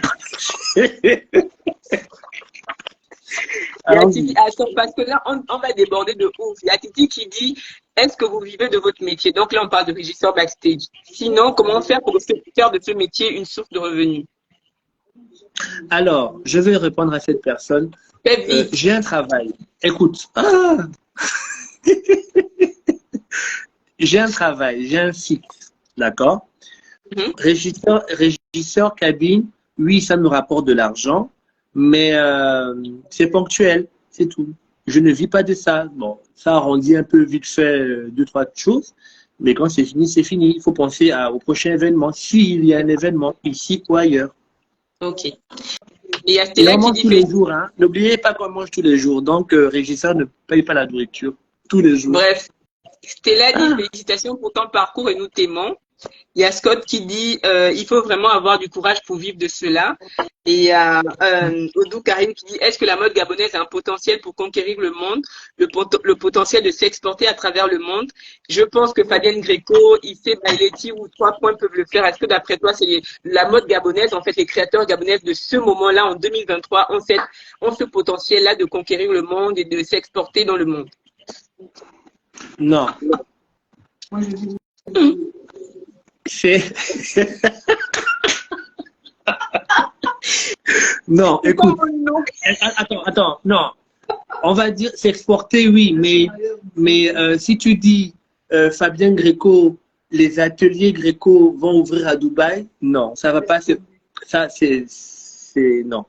Pourquoi? Peut-être des clientes comme ça ou des personnalités peuvent avoir un coup de cœur et vont s'habiller en, je dis n'importe quoi, en Achille Couture sur les marches de Cannes ou les Oscars aux États-Unis. Mais c'est juste les visuels, hein. C'est juste dire, oh mon Dieu, j'ai ma création qui était là-bas, c'est tout, j'ai Céline Dion qui a fait ma robe. Mais ça s'arrête là. Mais est-ce que c'est pas comme ça qu'on construit une marque? Oui, mais là, mais non, je pense pas. Mais autre chose, ce n'est pas en 2023 qu'on va encore parler de ça. On est en retard. On est en retard. Iman Aïssi habille des célébrités aujourd'hui. Il s'est battu combien d'années pour en arriver là? Et il faut de l'argent. Il faut toujours de l'argent. Donc, il peut avoir des coups de cœur comme ça, mais il faut avoir une équipe monstrueuse. Il faut avoir un marketing incroyable. Il faut être au bon endroit au bon moment. Il faut être au bon endroit au bon moment avec les bonnes personnes en même temps. Mais il faut commencer quelque part et il faut bien que ça commence quelque part. Même les grandes marques dont on parle aujourd'hui, les marques, pas forcément Louis Vuitton parce qu'il était déjà connu, mais quand Bernard Arnault, il a récupéré toutes ces marques, Bernard Arnault, avant, il n'était rien en fait. Il avait de l'argent, mais il n'était pas une personnalité connue. Au fur et à mesure, en acquérant Louis Vuitton, après en prenant Hermès, en prenant les marques, au fur et à mesure, il a pu asseoir son nom. Je veux dire, on commence bien quelque part. En revanche, là, tu prends c'est des personnes, c'est des identités sur le long terme, parce que ça s'est passé comme ça. Mais si on se limite qu'à l'Afrique, l'Afrique, c'est un grand continent, et que nos marques, nos créateurs se battent pour être représentés en Afrique du Sud, ou au Kenya, ou en Afrique, en Afrique australe, en Afrique de l'Ouest, ou en Algérie, oui, il faut d'abord commencer ici. N'allons pas d'abord très loin là-bas, parce que c'est compliqué. Ouais. Restons ici. Aujourd'hui, vous avez des artistes comme Beyoncé qui sollicitent des artistes du Nigeria, du Ghana pour des projets musicaux. Mais ils se limitent uniquement avec l'Afrique anglophone en majorité. Bon, au niveau de la mode, quel artiste, parce que les artistes, c'est aussi des ambassadeurs, il faut préciser, quel artiste vient solliciter des créateurs gabonais pour aller faire un clip qui va gagner des milliards de vues, parce que ça, tout est en streaming aujourd'hui, tout a évolué, il n'y en a pas. Donc, il faut d'abord se battre il faut sortir du Gabon. Si quoi? Si quoi? Il y en a qui demandent, on a un jeune représentant gabonais qui est au Sénégal et qui fait des trucs de dingue, qui arrive à travailler. Ramzi. Pas Ramzi, il s'appelle Néguin, il fait Gringo Costume et il arrive à bosser avec le plus grand artiste, le chanteur africain le plus riche du monde, il arrive à bosser avec. Je veux dire, en fait, on commence bien quelque part et le mec, il a commencé en Oui, 2020 pendant le Covid. Donc, s'il avait on réfléchi commence, comme ça, il ne serait on nulle commence. part. Là, tu cites Oui. un jeune Et, qui est dans le streaming, qui est dans le vibe, qui est dans la modernité. Moi, je pense d'abord à ceux qui existent et déjà. en plus, en plus de ce que tu dis, il est hors du Gabon. Et je pense que ça, c'est ultra important à préciser parce que j'ai vraiment cette bizarre Moi, impression. Avec lui, je on en a veux parlé que ce live. soit des personnes qui sont ici, qui décollent, qui se réactualisent, qui évoluent encore plus. Pas des personnes qui sont ailleurs. Parce que lorsque tu es hors du pays, lorsque c'est comme des Sénégalais qui sont hors du Sénégal, ils cartonnent plus. Des Ivoiriens qui sont hors de la Côte d'Ivoire, ils cartonnent plus. Mais parce que c'est des pays cosmopolites, c'est panafricain, il y a du monde, il y a des millions de personnes, donc c'est plus Ouais. facile, c'est le carrefour de la vie. Mais des gens qui sont ici, donne je ne connais pas, ou peut-être qu'il n'y en a pas, qui ont justement eu la chance de ce jeune homme dont tu sais, qui est au Sénégal, ce Gabonais, qui a réussi à avoir des collaborations incroyables. Je ne connais pas. Des gens d'ici, je ne connais pas. Bah, il y a quelqu'un qui dit, il s'appelle Natural Créoliste, qui dit votre direct me donne plus envie de ne pas baisser les bras et de croire en moi face au milieu du mannequinage. Je ressens ce bien-être là lors des shootings, des défilés, c'est inexplicable. Donc justement, c'est ce que tu disais tout à l'heure, que quand on a la passion, en fait, tu la ressens et donc presque les aléas, en fait, tu les vis comme des éléments de ta future expérience. En fait, tu les vois pas comme des problèmes et t'as pas envie d'arrêter tout de suite. Donc c'est ce que tu nous dis. Ouais, C'est non, bien ce que tu as dit. faut pas arrêter tout de suite, mais bon, si tu es mannequin, femme, homme, et que tu veux vraiment être sur la longévité, Mm, il y a des efforts à faire. c'est vrai. Ça, le sport, alimentation, et ceci et cela. Faut pas croire que tu te restes canapé comme ça, et tes abdos, ou ton visage Faut va rester rester. sur parce que C'est faux. tu as le quotidien de la vie C'est vrai. qui va te marquer ton visage, C'est vrai. et à un moment donné, bah, on ne te voit plus. Il faut entretenir tes dents, il faut avoir une belle peau, il faut pas fumer, il faut pas boire, il faut faire du sport, et bla, bla, bla, bla. Regarde Naomi Campbell. Elle défile toujours. Bon, elle, je pense qu'elle défile parce qu'elle s'appelle Naomi Campbell. I told Et, you. et même si elle grossit, elle va Mais toujours défiler parce qu'elle en s'appelle même temps, Naomi elle a fait, Campbell. oui, mais en même temps, elle a d'abord trimé pour devenir Naomi Campbell. Donc maintenant, c'est normal qu'avec l'expérience, elle soit Elle Naomi a Campbell. trimé, elle a été méchante avec Tyra Banks. On va pas rentrer dans We le know débat là. that, we know that. On va faire un autre live là-dessus. Elle a été exécrable. Pardon, le Exécrable, problème de blesse la vote. tête noire, on sait tous. Culture Agency officielle dit grosse force à toi, monsieur Akilé. Et il y a Stella qui dit c'est pourquoi c'est ma sœur, une ambitieuse, une passionnée. Elle parle de qui c'est, je ne sais pas. Ah, je pense qu'elle elle parle de Stéphia. Elle parle de Stéphia. Ok. Tu vois, il y a quelques années, Attends, il y a Stella qui dit Dorinex, c'est le seul mannequin gabonais qui a continué la mode après le mariage, le reste, no comment. Elle est trop bête. On va t'emmener Attends, Dorinex, je me rappelle des échanges avec Jean Doucet. Ah, ça rentre. C'est ta vidéo de la dernière fois, c'était horrible. Moi, je suis venue de Port-Gentil. Tu te rends compte comment j'étais passionnée. J'étais à Port-Gentil. J'ai mangé ma nourriture tranquille. Moi, je suis venue. Tu dis à Jean, ça va. Il te dit va non. rentrer. Il pas, la poitrine est trop grosse. Et ouais. Ça va rentrer. Fermez. Non. C'est là, Non. j'avais prié au nom de Jésus. Jésus ne m'avait pas aidé le jour là-haut. Jésus ne m'avait pas du tout aidé. Il a dit qu'il y a appétit, c'est pas ton jour. Et ça m'avait vraiment fait de la peine parce que je m'étais dit, est-ce que c'est le moment? Je te regarde. J'étais assis, je te regarde. Je dis, ah, elle force. Mais là, tu sais, c'est le genre de moment, tu sais, mais c'est le genre de moment où tu te dis, est-ce que je continue ou j'arrête? Est-ce que c'est genre le truc qui te dit, meuf, maintenant ça, c'est bon, ça veut dire que c'est bon, quoi. Même on était en 2013 ou en 2004, non, on était en 2014. Quand j'aurais laissé, c'était en 2014, quand je me serais dit, bon, mais je laisse tomber. Jean Doucet. Bref. Et je crois que j'avais un collier de Fabien Greco. Un grand collier comme ça, tout Collier blanc. comme ça, oui, c'est vrai. Oui. J'avais un, ouais.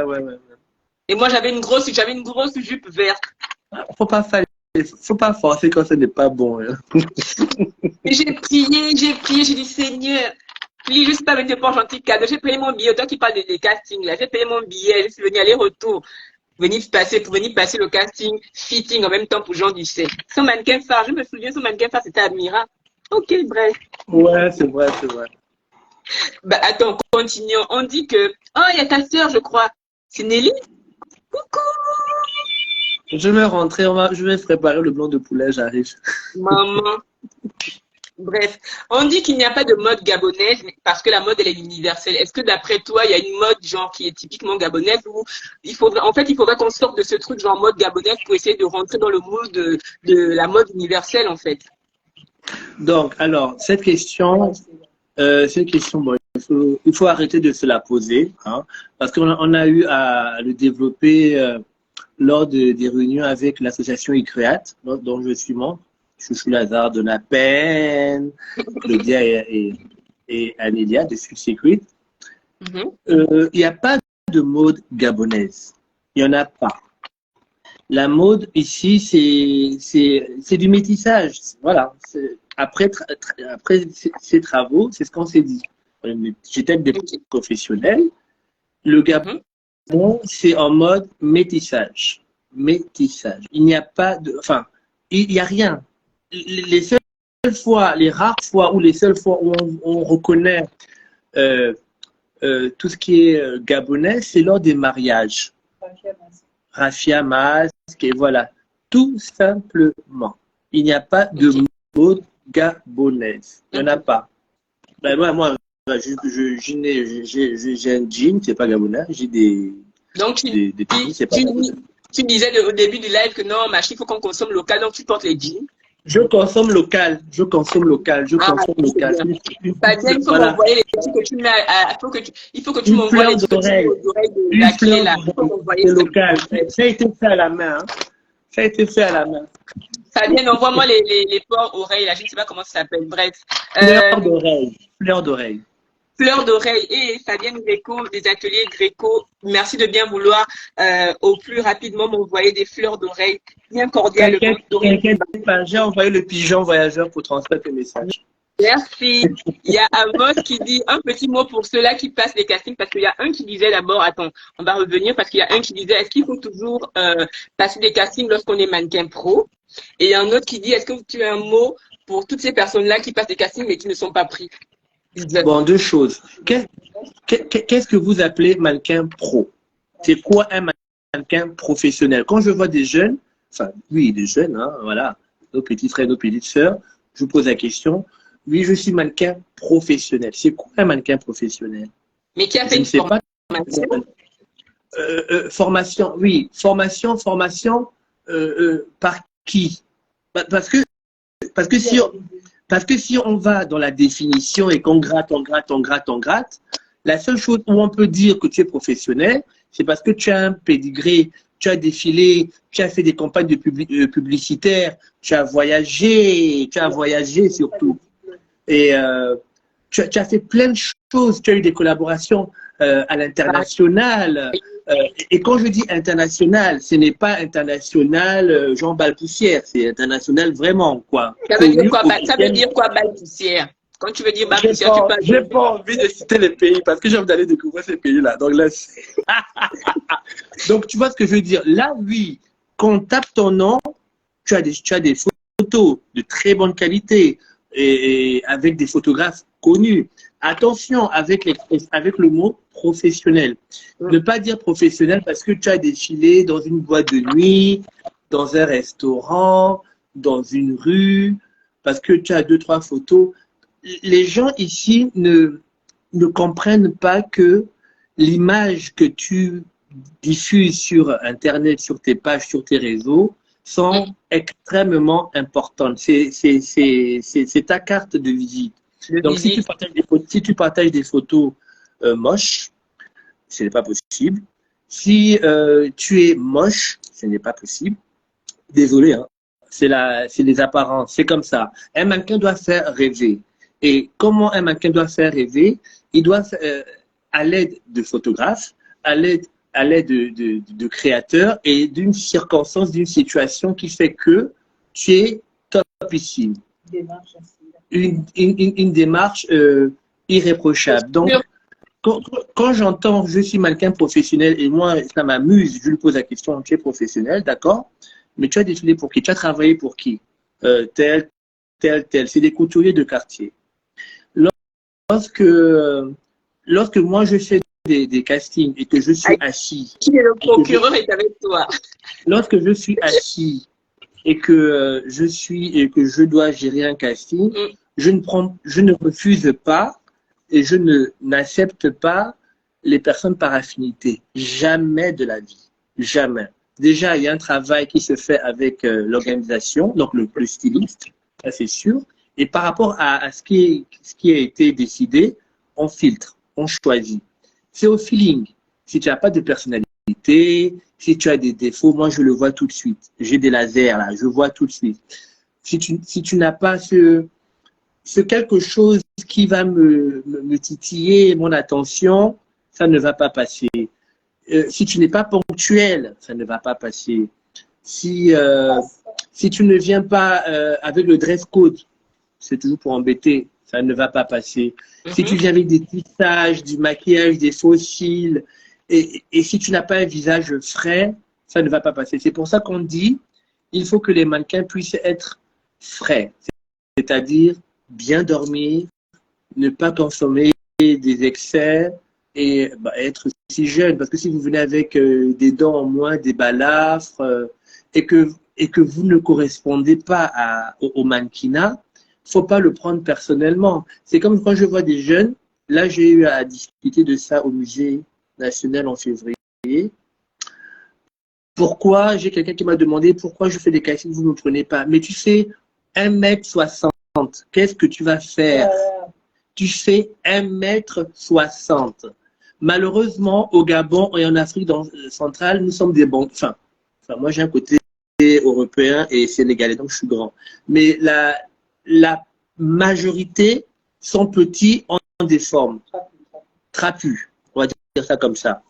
Donc, on fait quoi? Les créateurs font des robes, des très longues robes pour des filles qui ont des épaules comme ça, carrées, qui ont une petite taille, qui n'ont pas de hanches, sinon très peu.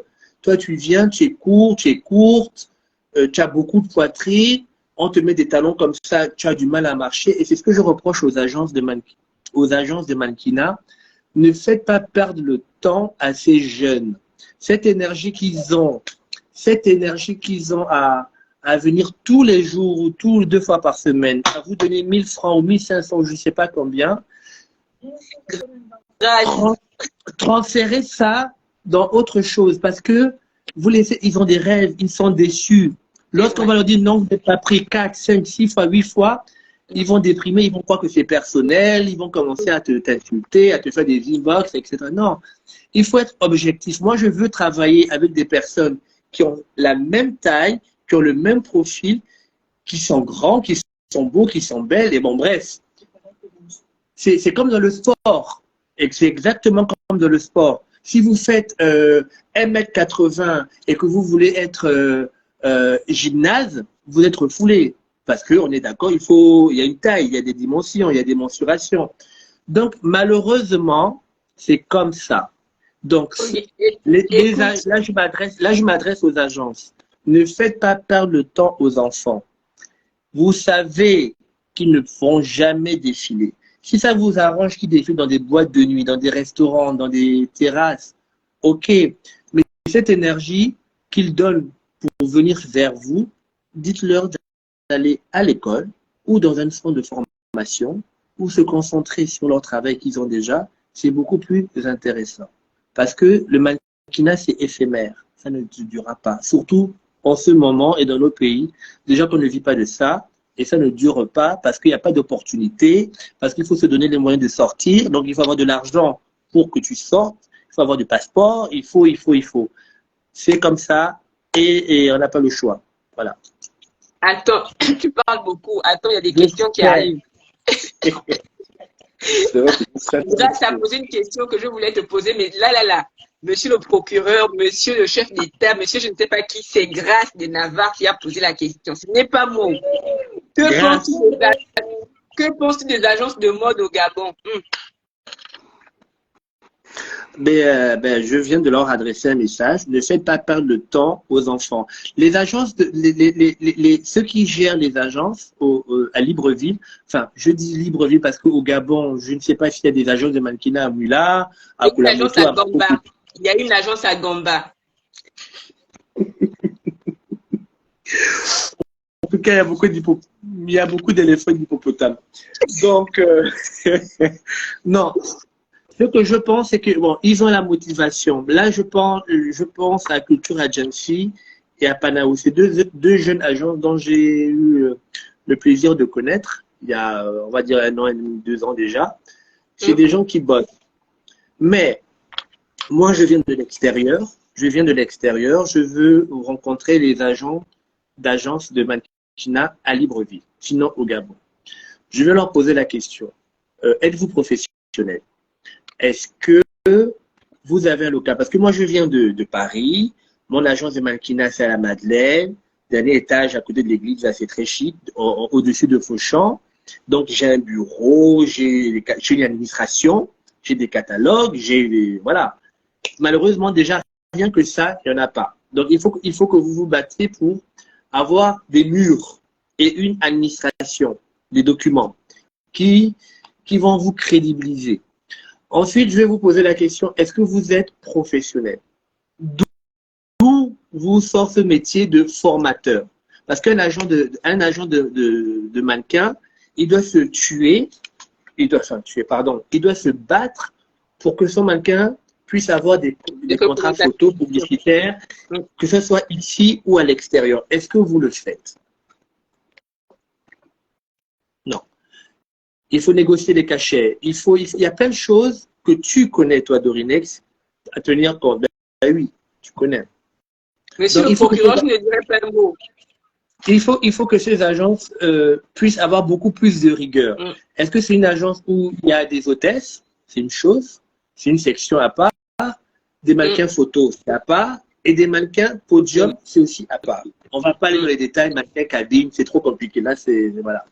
Et lorsqu'il y a des castings, envoyez uniquement ceux qui frisent les mensurations d'un défilé de mode pour des créateurs.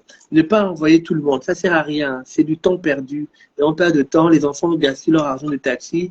Quand je les vois avant de commencer, je sais que bon, elle est bien jolie, je vais les encourager, mais je ne vais pas la prendre. Mais je ne peux pas être cru comme ça, tu vois. Donc, ce que je pourrais dire aux agences de mannequins, c'est de faire de très bonnes sélections, de bien structurer leur agence par catégorie, c'est très important, de légaliser leur agence, donc d'avoir des murs, ne pas aller louer une terrasse, un couloir. Bon, moi, je sors de là, au Méridien, chez Jean de Dieu, c'était la terrasse du Méridien. Est-ce qu'il avait les papiers ou pas? Je ne sais pas. En revanche, j'ai gagné beaucoup en relationnel, énormément.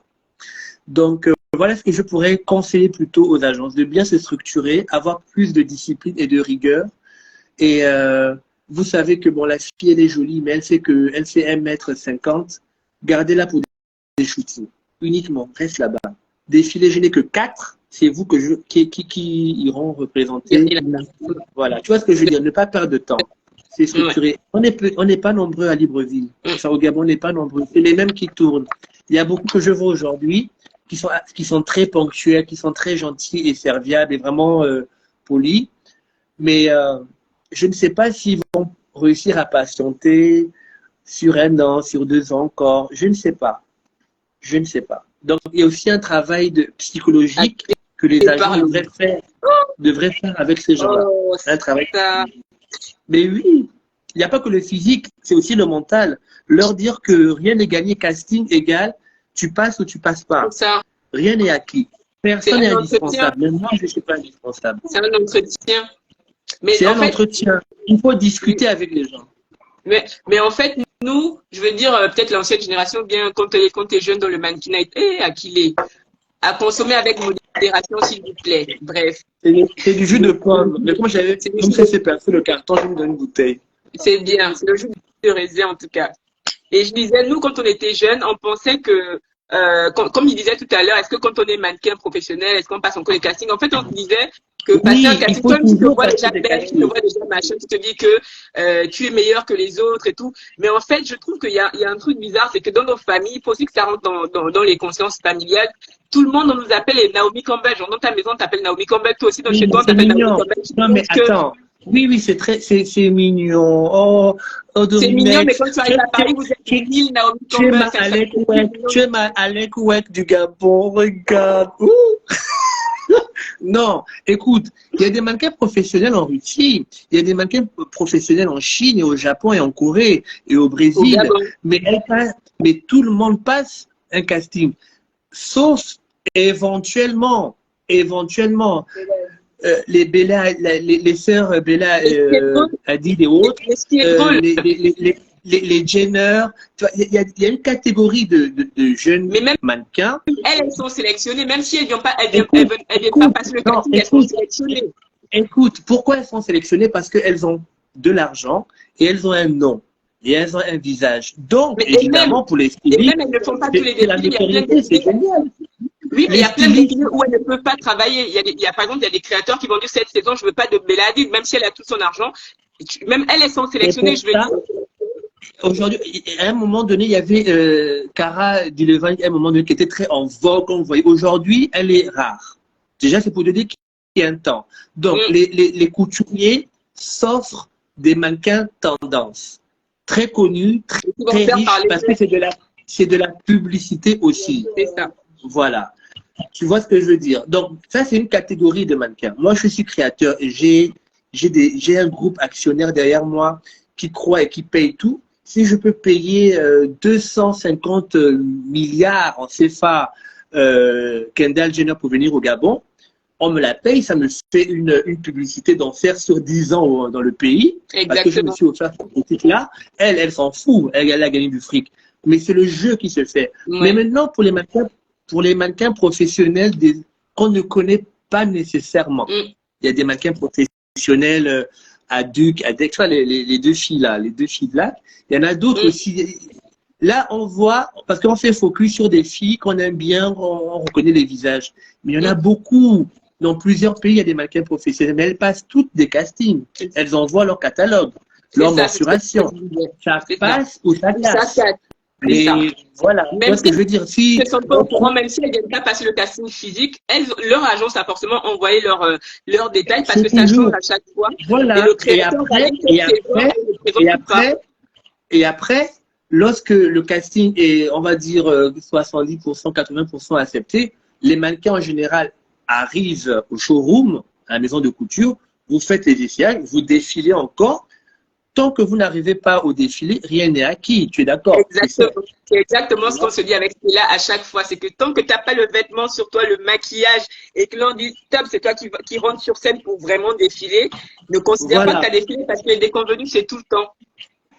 Tu vois, donc parfois, il y a des. Par exemple, les défilés Versace, comment ça se passait? On va trop loin. Là, ça fait là 1h40.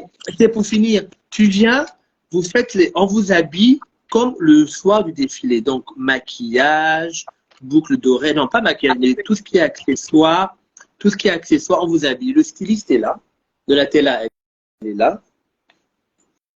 Tu défiles. Si ça ne passe pas, on refait ton look, on le change. Donc, si vraiment ton look ne passe pas et que c'est toi le problème, on t'enlève. C'est comme ça, c'est du business. La mode, c'est du business. Ce n'est pas du bénévolat, ce n'est pas... voilà quoi, c'est de l'argent. Ok, il y a Amos qui dit, les Gabonais sont de nature courte. Pourquoi les créateurs font des longues tenues alors que le Gabon était un pays où les gens sont courts? Mais bon, je me suis dit ça il n'y a pas très longtemps. Je me suis dit, mais c'est vrai qu'on a tendance à vouloir... s'approprier les mensurations, les codes de l'extérieur. Pourquoi pas faire des défilés avec les mensurations qu'on a, les vrais ici, c'est-à-dire que si tu fais 1m70, que les créateurs puissent faire des collections adaptées aux mannequins locaux, réinventer ou inventer des, je vais pas dire des lois, mais des arguments qui disent que ici en Afrique centrale, désormais, si vous êtes trop grand, c'est que vous avez 1,75 m. C'est un exemple. Tu vois ce que je veux dire? Réajuster tout parce qu'on ben c'est comme ça, on s'imprègne de ce qu'on voit ailleurs, qu'on voit en France, que les mannequins doivent être maigres ou au Sénégal, très grandes, très longues, long cou, épaules carrées, mâchoire carrée pour les hommes, parfait, biceps. Mais on se ment parce que ici, on a malheureusement pas encore donné la chance ou se donner l'occasion ou se donner la chance de faire quelque chose qui appartient à l'Afrique centrale, uniquement à l'Afrique centrale. Donc, une collection qui passe avec l'Afrique centrale. Au niveau des mensurations, là, je pense aux mannequins, uniquement aux mannequins. Des sélections, quand on sait que là, je fais un casting, je connais mon peuple, je sais que ici elles sont comme ça, elles sont comme ça. C'est ça que je veux. On n'a pas encore eu l'occasion de le faire et j'y ai pensé. Je me dis, pourquoi pas un jour changer les codes internationaux. Et tu sais, le premier défilé d'Anélia, d'abord, entre parenthèses, il y a tout le monde qui nous dit, vaudrait mieux qu'on fasse un deuxième live parce que celui-là, personne ne pourra le partager, il est trop long. Ça ne pourra pas être partagé en story. Donc, il va être trop long. Mais en parlant du premier défilé d'Anélia sur Libreville, je pense qu'elle avait fait un truc comme ça, peut-être pas au niveau de la taille, mais au niveau des formes. Par exemple, elle disait qu'elle voulait que son défilé soit très inclusif. Elle voulait pas qu'il y ait que des mannequins mecs parce qu'en fait, on est un peuple avec des formes, en fait. Les filles, elles ont un peu de sein, elles ont un peu elles ont des hanches. Bien que tout le monde s'adapte à ça. Ça serait bien. Ça donnerait la chance à beaucoup de personnes de vivre déjà leur rêve, de peut-être en faire une semi-profession. Parce que ça ne change pas, il te faut toujours deux boulots. Hein. Il te faut toujours un boulot de base. Tu vas jamais, ça j'insiste, jamais vivre du mannequinat. Mettez-vous ça dedans, ça reste. Attends, Akile, s'il te plaît, j'aimerais bien qu'on fasse un deuxième live. Je vais couper celui-là et on va revenir pour un deuxième qui va faire 30 minutes. Promis, je vais me changer, genre c'est le deuxième jour, quoi. Non, genre ça va juste faire 2 minutes de pause. Je pose celui-là, je le mets, sinon on ne pourra pas le partager. Et après on revient parce que j'ai trop de questions à te poser, par exemple au niveau des cachets. Ne réponds pas. Pardon, ne réponds pas. 5 minutes. 5 minutes de genre Akile va boire un verre d'eau parce qu'il y a quelqu'un qui disait aussi qu'il faut boire de l'eau, c'est mieux. Donc dans 5 minutes on revient. Ne partez pas parce que c'est trop chaud. Bisous tout le monde. À de suite.